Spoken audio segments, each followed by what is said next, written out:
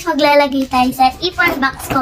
And guys, tinuruan nga pala ako ni Mami mag-ipon kasi nagsisimula pa lang kami ngayon mag-vlog guys. Kaya para naman ako makatulong sa Mami ko mag-vlog. Wow. Tsaka pag nagpo-voice over kami, tapos binibigyan niya ako ng 50 or 20. Okay na ako sa 20 para makaipon naman din ako.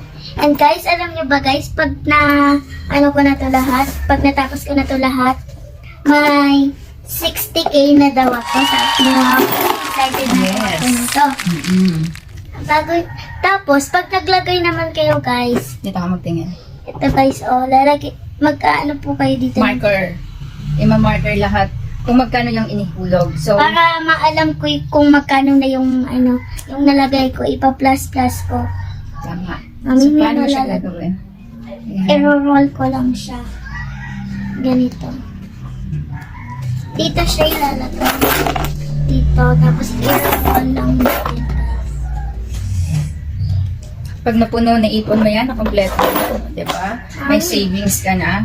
Kada gawa namin, kada upload namin ng videos.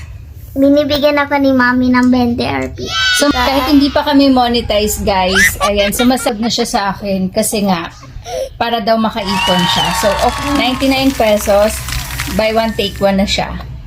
Lagay na ni Faith ang kanyang money. 3. So, ito na guys, lalagay. Asan na yung... So, ayan guys.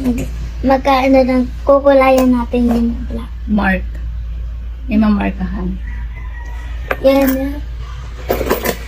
So guys, bumili na din kayo para matuto din kayong mag-ipon. Para abang bata pa lang kayo, marunong na kayo mag-ipon. Kaya bili na. Kaya bili na ng Ipon Box Challenge.